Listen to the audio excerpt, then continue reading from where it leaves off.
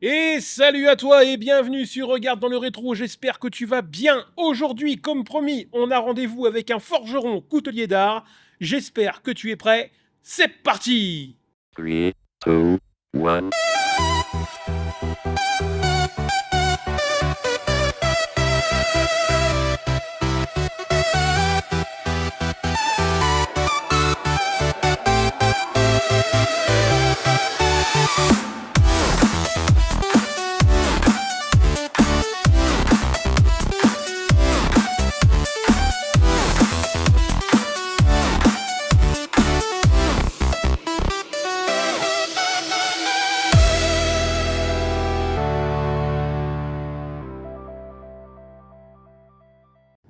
Eh bien, salut à toi Cédric et merci de nous accueillir dans ton atelier. Alors, est-ce que tu peux en quelques mots te présenter? Je suis Cédric Lamballet, je suis coutelier et forgeron. Donc ma principale production, c'est la coutellerie, les outils tranchants. Des ciseaux à bois, des haches, quelques outils pour le jardin aussi, mais là plutôt sur mesure pour le coup. Mais le plus gros, ça reste la coutellerie de manière générale, des pièces modernes. Et là où je m'éclate le plus, c'est plutôt aller chercher de la pièce ancienne, m'en inspirer très fortement, voire les reproduire carrément. Ok, et ça fait longtemps que tu es forgeron? Oula. Oula. Officiellement, ça fait 12 ans que je suis à mon compte. J'ai démarré il y a 21 ans professionnellement. Et ça fait, je recomptais ce matin avec un ami, presque 30 ans, que j'ai commencé la forge Ok. avec mon grand-père. J'avais une quinzaine d'années. D'accord, donc c'est Ouais. une passion quoi. Ah oui, comme Ouais. il se tombait dedans quand Ouais, c'est ça, quand t'étais Indécrottable. petit. Voilà. Et pourquoi la coutellerie? Euh, Pourquoi la coutellerie? Eh ben, c'était un petit peu le hasard au départ. J'ai commencé par être serrurier et ferronnier, donc tout le matériel pour le bâtiment. Et je voulais aller chercher un peu plus loin toute la finition et mieux connaître aussi les métaux que j'utilise pour pouvoir mieux les choisir pour leur application ensuite. Et en farfouillant dans les différentes formations proposées, eh bien c'est la coutellerie qui cochait toutes les cases. Donc je me suis lancé là-dedans. J'ai toujours aimé les couteaux. Mais de là à me dire j'en fais un métier, c'était pas vraiment ce que j'avais envisagé au départ. Et finalement, eh ben, je me suis pris au jeu. Et on va pas se mentir, pour le dos à long terme, entre trimballer un portail de château et un couteau, ouais, ça use un peu moins quand même. C'est pas faux. Alors, est-ce que tu aurais éventuellement sous la main quelque chose à nous présenter? Alors j'ai des pièces qui sont en cours sur l'établi juste en dessous et j'en ai quelques autres qui sont finies, elles, ensuite. Là on est sur, il y a encore un petit peu de travail dessus, mais sur un couteau de table soit français soit italien du milieu du XVIe siècle. Pour la reproduction, je me suis appuyé sur une pièce qui est dans la collection d'un Allemand, qu'il a eu la gentillesse d'éditer sous forme de livre. Et c'est une source d'enfer, comme celui qui est à côté. Et on a une dague de chasse qui est en cours de préparation, qui sera montée avec un bois de serre et une garde en fer, voilà, qui pour l'instant est juste préparée, tracée. Donc il y a encore un peu de quoi s'occuper. Un sur petit celle-ci. peu de travail. Bon, eh bien, écoute, c'est parfait. On fait une petite pause et on se retrouve tout de suite. Et ben, voilà l'outil principal, ce qui me sert à faire toutes les ébauches des pièces, les mises en forme, partir éventuellement d'un fer plat comme celui-ci, pour en arriver à une lame finie. Donc là, effectivement, il faut se projeter encore un petit peu, le couteau, faut le deviner. Première étape, on passe au chaud et on joue au marteau avec l'enclume pour déplacer la matière, pour aller la mettre en forme. On joue à la pâte à modeler en fait. Très chaude, hein, faut pas mettre les doigts dessus. Une fois, deuxième tour, hésitation. Ça chauffe à combien? Moi, je vais travailler aux alentours des 800 degrés, entre 8 et 900 degrés maximum. Ouais. Pour l'acier que j'utilise là, Oui, donc ça rigole pas trop, quoi. faire un peu attention à ce qu'on fait, c'est pas une mauvaise idée. Surtout pour durer. Ouais, surtout pour durer. Ouais. On apprend vite, hein. Mais tu m'étonnes. Et on retient très bien la leçon. Ouais. Oui, Non, étrangement. n'est-ce pas? Donc là, première étape pour la préparation d'une lame, on va partir sur une lame de couteau pliant. On va resserrer un peu la matière. Là, le plat fait 30 mm. Ça va faire.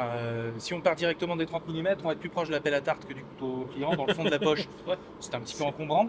Donc une réduction de section, passer de 30 à 18-20 mm de large à peu près. Tout ça à la main? Tout ça au marteau. Ouais. Hop. Et d'ailleurs, c'est chaud.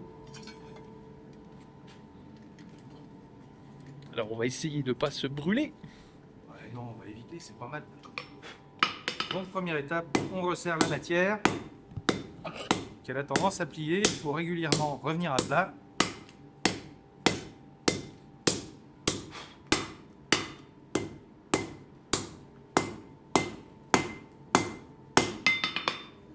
Donc là, on est vraiment dans l'artisanat le plus pur. Hein.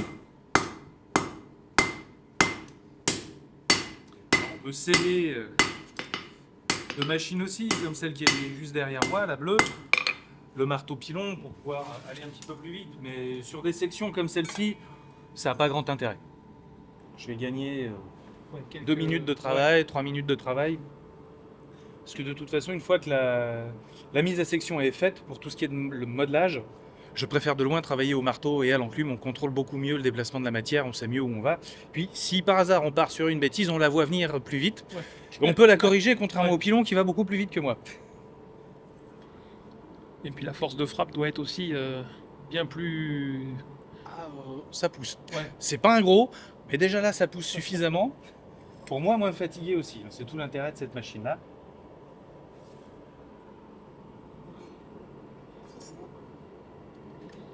Il y a un truc que vous n'avez pas dans la vidéo, les amis, c'est les odeurs. Et alors ça sent bon.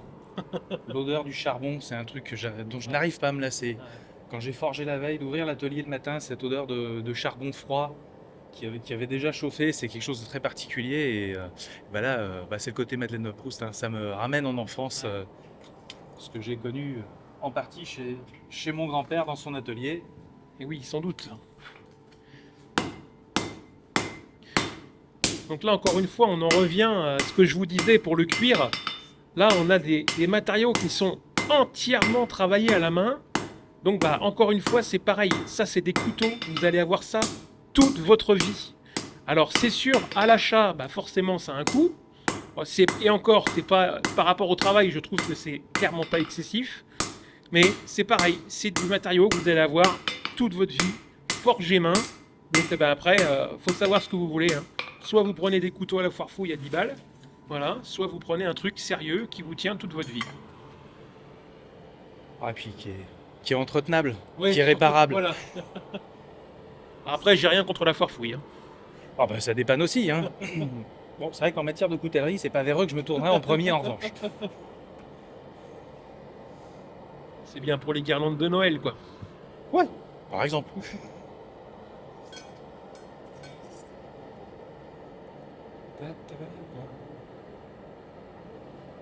Et le son, il y a un son dans cette forge, c'est incroyable. Ce sera encore plus plaisant dans le nouvel atelier quand j'aurai remis mon soufflet manuel en main en route. Ah oui. Ça n'a rien à voir. Ce rythme que ça emmène, le petit claquement des clapets, c'est... Alors il faut savoir que ce bon monsieur, je le connais depuis quelques années maintenant, environ. On a eu un parcours commun dans un célèbre parc d'attractions vendéen. Voilà, où moi j'étais cascadeur, lui était comédien. Et on s'est croisés, quoi. C'est ça. Et on a survécu. Hein. Et on a survécu, étrangement. Voilà. Donc la prochaine étape, on va resserrer la matière pour former la pointe avant de s'attaquer à la mise au tranchant de la lame. C'est absolument, vraiment, les amis, c'est fascinant. Alors moi, Moi, je peux passer des journées entières, surtout à regarder les autres travailler. J'ai tout compris. Ouais, pas mal. Ah ouais, mais faire, c'est bien aussi. Ouais. D'avoir les mains dedans.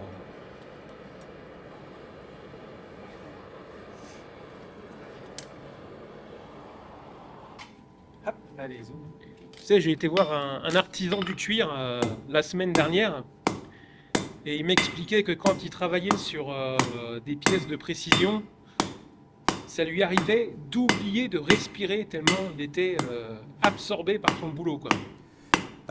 Je confirme, surtout pour les ajustages. Quand on est en train de finir les façonnages, d'aller chercher les dernières mises en forme à la lime. Il y a un moment, on est tellement plongé dans ce qu'on fait, oublier de respirer. Je serais peut-être pas sûr à 100%, mais en tout cas, le rythme baisse énormément. Et c'est très très plaisant. Il y a un peu un côté trance parfois. On se laisse porter par le rythme, on réfléchit plus à ce qui se passe autour, on est vraiment concentré sur ce qu'on fait. le rythme s'installe et finalement ça se fait de façon fluide sans qu'on ait besoin d'y penser. Et moi, ce que je trouve absolument génial, c'est que ça ramène quand même à quelque chose d'ancestral. Parce qu'il y a quand même, enfin, je veux dire, les ancêtres travaillaient comme ça.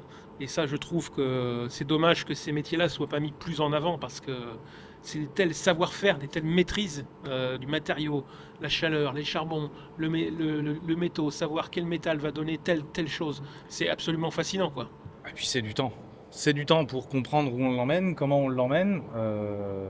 Se former en forge, c'est relativement rapide. Hein. Sur 2 ans, on a un bon bagage, on a les bases, mais pour être vraiment à l'aise, c'est le nombre d'années. De pouvoir prendre la pièce, d'avoir le dessin sous les yeux et plus être obligé de se dire, bon alors là, pour faire telle pièce, telle forme, j'ai besoin de telle réservation, les marquer, les calculer. Au bout d'un moment, on attrape la pièce dans la main et ça se fait tout seul et on se laisse porter jusqu'au bout. Et ça, alors, là, quand le déclic arrive, c'est le kiff. Ah ouais, non mais c'est... Moi, je hyper suis plaisant. assez fasciné par ton travail parce que j'ai la chance d'avoir des pièces de ce monsieur chez moi, notamment un couteau de table et un rasoir coupe-chou qui a été forgé à la main comme ça. Et je peux vous dire un truc, c'est que ça rigole pas, les gars, quand ça coupe.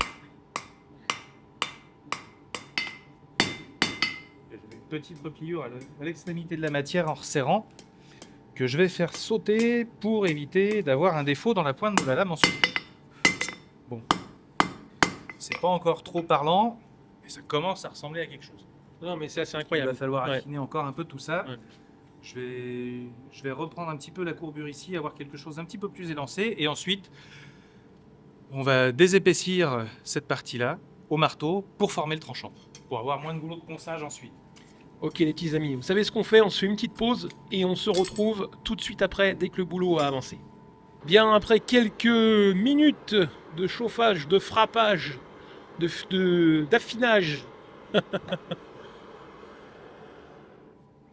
donc là on va attaquer les moutures, la mise au tranchant. Hop, on vient en bord d'enclume et on vient pincer le bord de la lame pour la désépaissir. Je ne sais pas si ça se voit bien à l'image, on voit une bande qui s'est formée ici.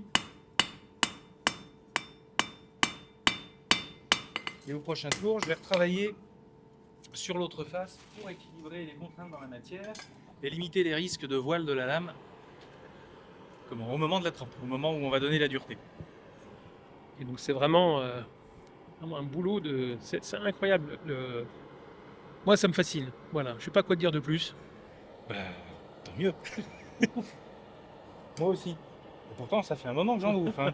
Et ben malgré ça, j'arrive toujours pas à m'en dégoûter. Plutôt bon signe, pareil. Ouais, oui, c'est préférable. C'est pas comme si tu faisais ça tous les jours non plus. Ouais, vaguement. Sur un malentendu.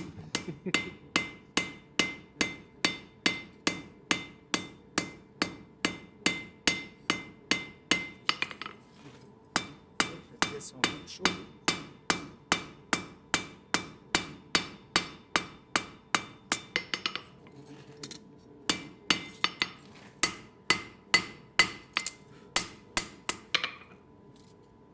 On va redresser le bousin au niveau du tranchant. On n'est pas loin de la vérité. Il y a encore un peu de retouche sur la silhouette, mais les grandes lignes sont là. Il va falloir peaufiner un peu tout ça.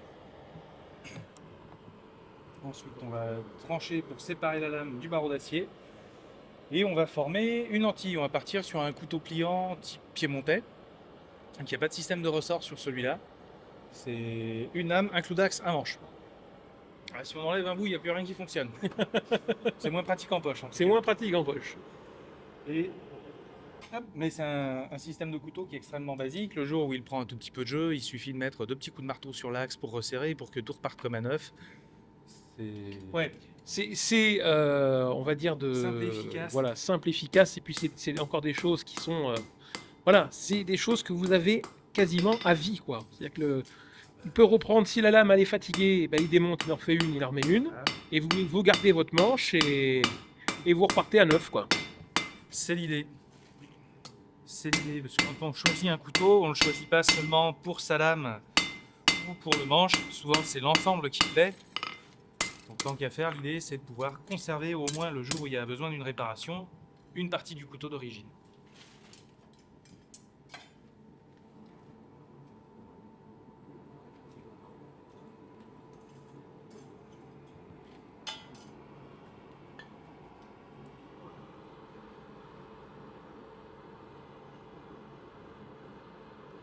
Chauffer, taper, chauffer, taper, Piétiner, piétiner. d'où l'importance du chien à l'atelier, ça oblige à sortir un peu et à se dégourdir les jambes. Oui, parce qu'il y a un petit wawa qui est caché, je sais pas où.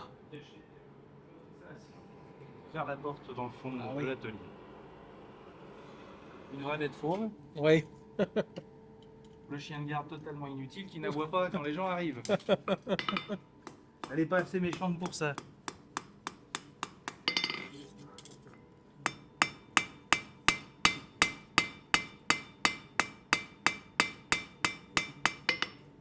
Encore une fois, là, il y a le son, mais vous n'avez pas l'odeur de l'acier chaud. C'est absolument incroyable.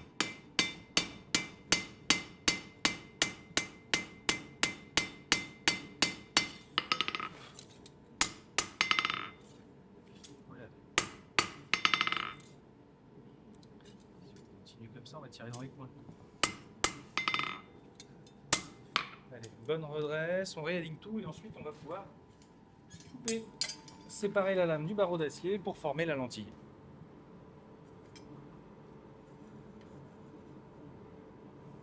Ça, c'est une étape que j'aime bien, c'est toujours visuel, c'est impressionnant, ça permet de frimer un peu. Ouais, c'est ça. Donner l'impression que tu bosses, quoi. Ouais, c'est ça. Ouais, parce que pour l'instant, je me promène surtout. Hein. Entre le foyer et l'enclume, là. Ah, bah voilà la bête fauve. La bête du Gévaudan. Coucou. Elle est au max de sa méchanceté, là. Ah oui. Oui, c'est vrai qu'elle Vous avez est. pas idée. Ouais. Ce que je vis tous les jours.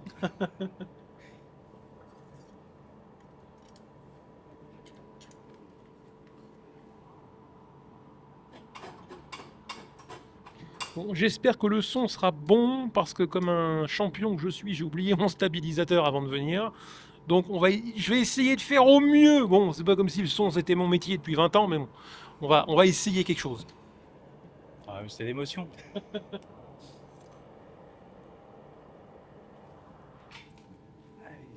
Alors.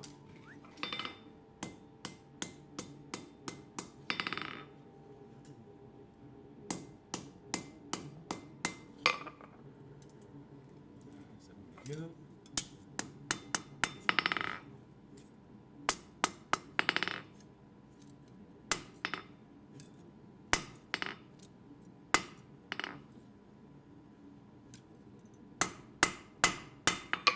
Et au prochain tour, hop, on va dézinguer le bousin à peu près par là. Juste une petite marque pour avoir le repère. On rechauffe et on dégage bien derrière les oreilles. Et on se retrouve tout de suite après. Et on se recale dans la marque. Un premier coup bien franc pour bien marquer et après on y va en douceur. Voilà, alors on voit bien la ligne de coupe qui s'est formée. Comme c'est accroché, j'en profite pour redresser si besoin et c'est là qu'on va voir la toute puissance du forgeron qui va venir briser l'acier à main nue. Ouais, ça va, laissez-moi rêver. Et À alors, main nue.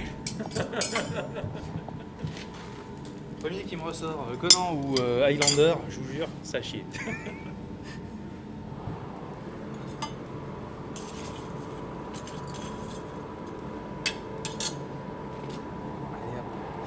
Donc le talon, on va faire un rectangle propre, parce que là il part en s'évasant légèrement.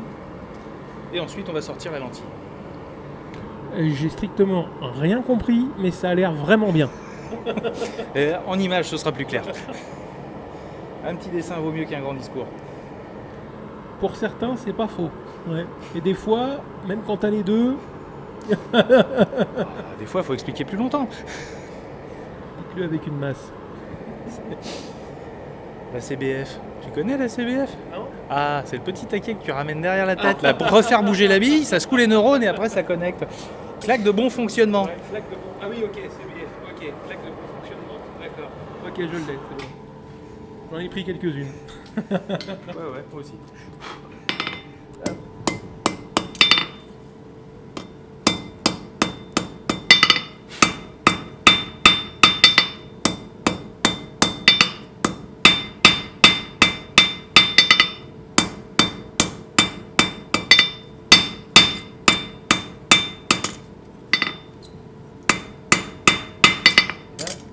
marque pour la lentille ensuite, pour garder la réservation de matière qu'on va déplacer. Avec l'arête de l'enclume, la marque qui est là, en fait tout ce qu'il y a derrière, on va le rebasculer à la perpendiculaire de la lame en marteau. Mal quoi. J'ai le nombre de tête là. Bah, ça me rappelle un peu les maths en primaire, tu sais. On va déplacer le sinus du cosinus divisé par 2, fois 3, t'as rien compris. Moi, je suis capitaine et le prix du bouquet de fleurs. Voilà. Et c'est encore un militaire qui gagne une Traglarido.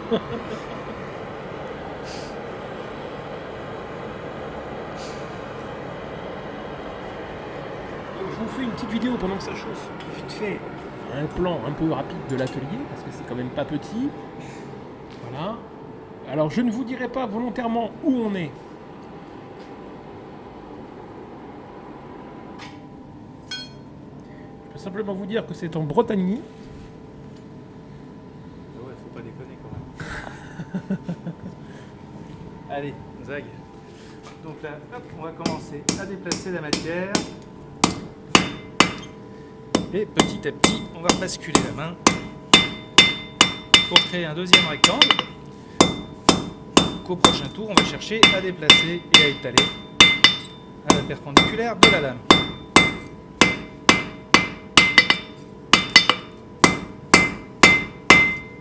Là, on est un peu bas en température, retour au chaud. Et si tout se passe bien, au prochain tour, on étale la lentille pour avoir créé une réservation de matière qu'on va pouvoir retailler, sculpter éventuellement, et qui va servir d'appui à la lame sur le manche pour le maintenir aligné en position ouverte.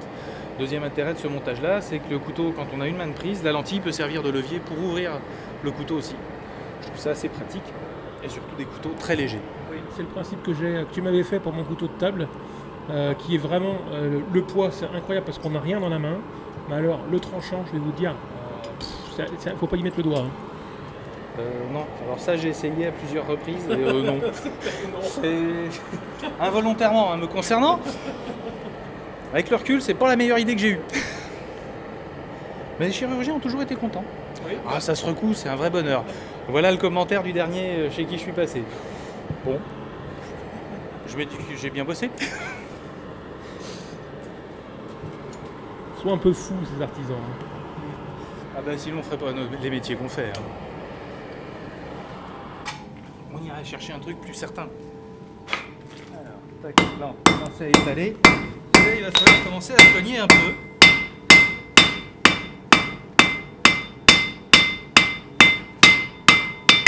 Voilà, bah c'est pas si pire. Tac. On va changer de pince.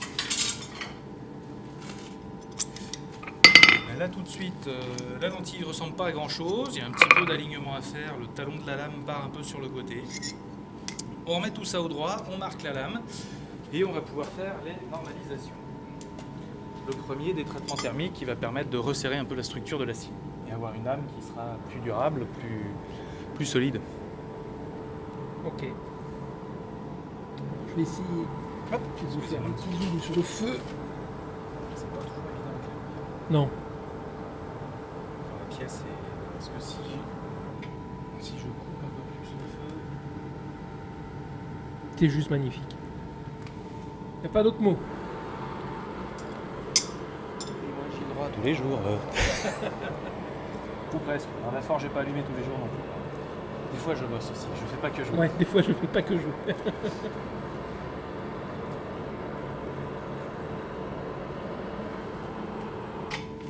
Tac, on va redresser, on va réaligner un peu le bousin.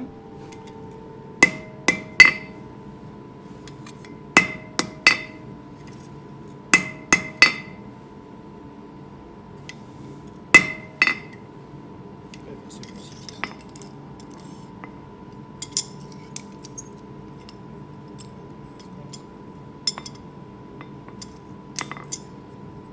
J'ai mon tranchant qui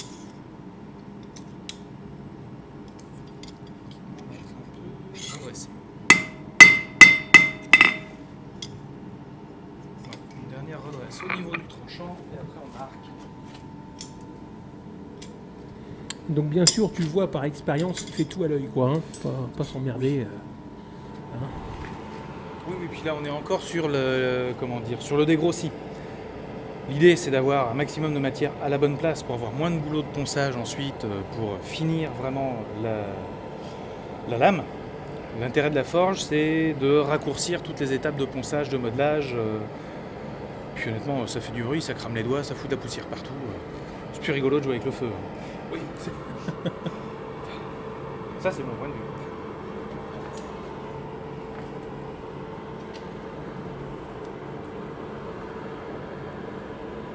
Et tu estimes à peu près combien de temps pour fabriquer un couteau comme ça, finition totale? Des modèles comme ceux-là, les piémontais, si je fais une moyenne, je suis à peu près 4 heures. 4 heures. Pour une pièce. Ouais. Ça reste des modèles qui ne sont pas trop grands, donc ça permet d'aller assez vite. Et puis ce qui va vraiment changer, ça va être la forme du manche. Qui va, selon la forme, les décrochés, les creux, qui va prendre plus ou moins de temps, et la déco qu'on fait sur la lentille. Des fois, ça va être des choses toutes simples, juste une feuille avec à la lime une nervure centrale qui va être un peu plus marquée, quelque chose de très très sobre, jusqu'à de la gravure à l'acide. Et ça, c'est quelque chose que je fais pas moi directement, mais un collègue qui lui est graveur, avec qui je partage l'atelier en ce moment aussi, qui est pas là tous les jours. Il m'a abandonné aujourd'hui. Mais qui a un sacré coup de patte pour le dessin. On va pas lui dire trop fort, parce qu'après il va choper le melon, tout ça, mais il est bon l'animal. Hop. Alors la lentille, elle est pour tout à fait d'équerre. Hop. Voilà, et tant que c'est chaud, on va marquer le bousin dans ce sens-là. Avec délicatesse. Hein, Donc ça c'est ta marque de... Voilà, c'est mon poinçon. Ta signature quoi. C'est ça.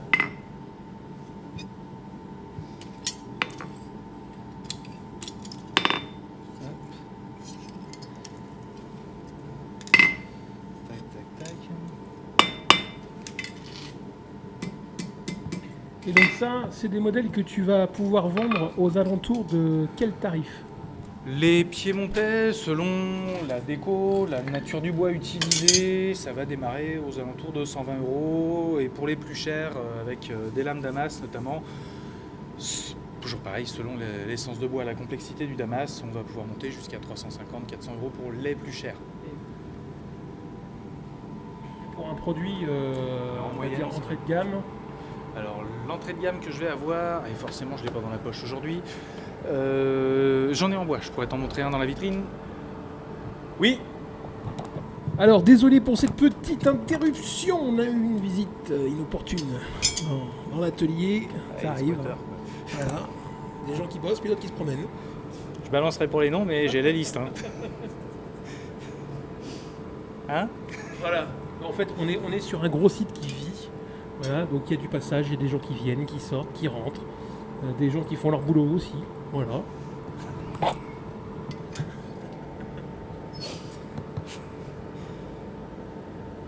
monter ça en température gentiment. Encore un peu.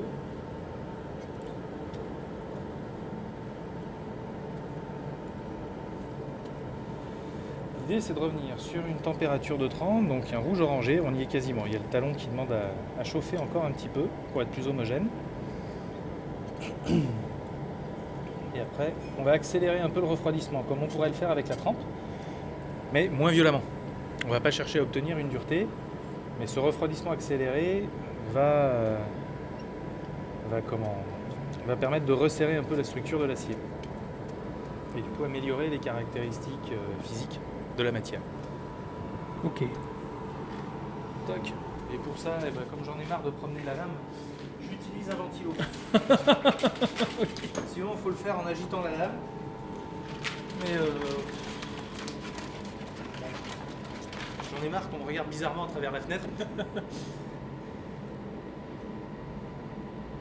Là, l'objectif, c'est de ramener la lame noire, pas froide.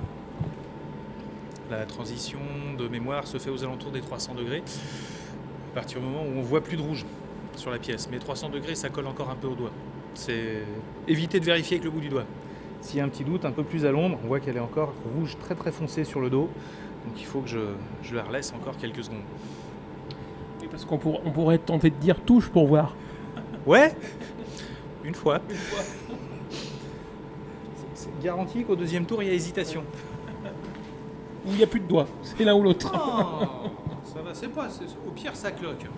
Au pire, ça cloque. Une petite redresse si besoin. On n'est pas trop mal. Hop.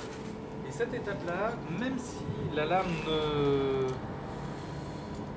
ne bouge pas, ne se tord pas, liée à un petit déséquilibre dans le forgeage, on l'a fait 3 fois. On peut pousser un petit peu plus le nombre de fois à le faire si la lame bouge légèrement, pour justement estomper ce défaut-là et pas le retrouver à la trempe. Mais là, a priori, je pense qu'en 3 fois, on va être bon, parce qu'il y a vraiment eu un très très très léger décalage. Je pense qu'au deuxième tour, il va être estompé. Un troisième pour la route. Et on sera bon. Hop, encore un peu côté tranchant. On n'est pas loin de la vérité. Et ben voilà, hop, rebelote. Ouais, j'aurais pu ramener le ventilo.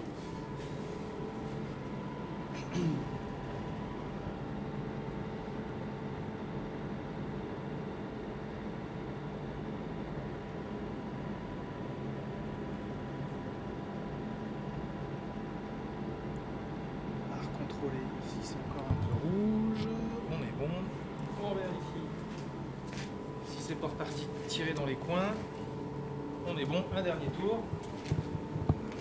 Donc ça va permettre en fait de solidifier la lame, c'est ça?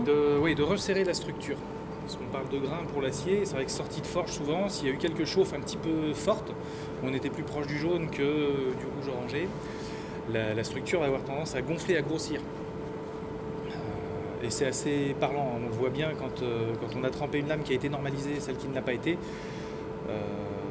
Celle qui ne l'a pas été, quand on casse la lame, qu'on regarde la tranche, on a l'impression de voir un sel de table assez grossier qui est aggloméré. C'est pas terrible. Qu'une lame qui a été normalisée, les choses ont été emmenées comme il faut, on ne discerne pas à l'œil nu la structure, et même quand on passe l'ongle dessus, c'est à peine si ça gratte, malgré le fait qu'il y ait des grains. Mais très fin. Et voilà, on est pas mal. Dernier tour. C'est reparti pour un petit coup de ventilo. Ouais, alors moi ce que je fais, c'est que je fais une petite pause et je vous retrouve tout de suite après. C'est encore un peu chaud là, on va pas y aller.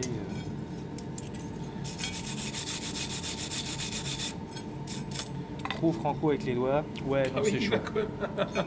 Si c'est chaud. On va lui laisser 2-3 minutes de plus. Qu'il refroidisse doucement. Tiens, on va le poser sur l'enclume, ça lui permettra de refroidir un tout petit peu plus rapidement.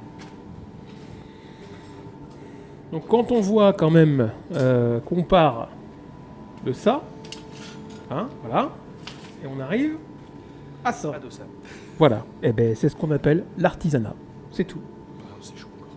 Ouais. Donc pour bien comprendre l'utilité du ventilateur, voilà, c'est pour faire la petite parenthèse. Sinon, il faut faire comme ça. Voilà, c'est un peu plus long. Ouais, puis on se lasse plus vite. Oui, on se lasse plus vite. C'est encore un peu chaud quand même. Donc là, on va pouvoir passer au détourage. On va corriger tous les petits défauts de forgeage, les petites bosses qu'il peut y avoir à droite à gauche. On remet la silhouette en forme, on va mettre en forme la lentille, cette partie-là, faire le perçage. Une fois que tout ça c'est fait, direction le four de trempe pour donner la dureté, puis faire le revenu pour récupérer un petit peu d'élasticité, un peu de résilience sur la lame. Voilà, bon bah après encaisser le bruit. Allez, C'est pas on la y machine va. la moins bruyante. Ah oui, c'est un peu de bruit. Et pour une fois, je vais faire des étincelles.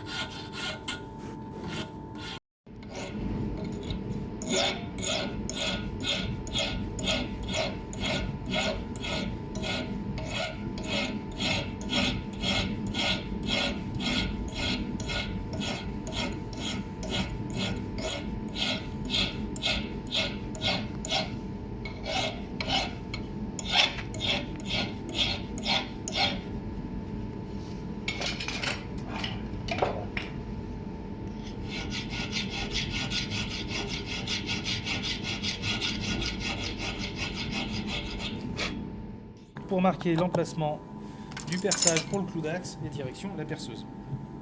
Une fois que ça va être fait, direction four de trempe pour tremper la lame, et ensuite ce sera tout le travail de fin de ponçage pour les moutures, finir de l'affiner complètement et le côté polissage.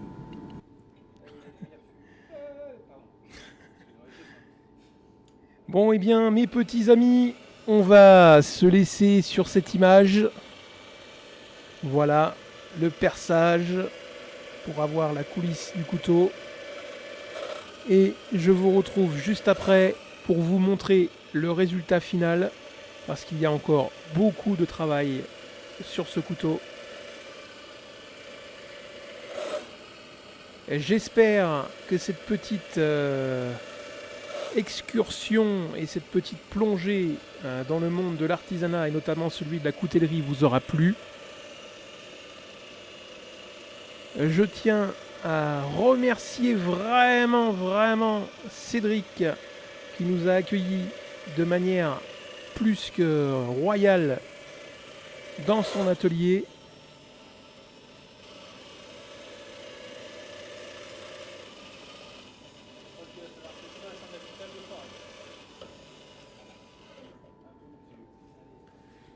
Eh bien Cédric, merci beaucoup de nous avoir reçus dans ton atelier.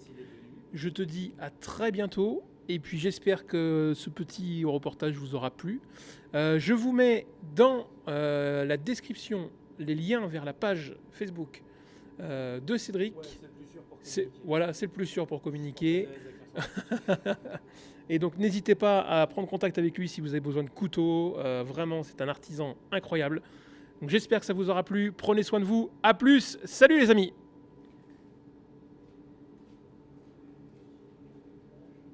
Voilà les petits amis, voici à quoi ressemblent les pièces une fois terminées. C'est quand même canon. Celle-là est magnifique.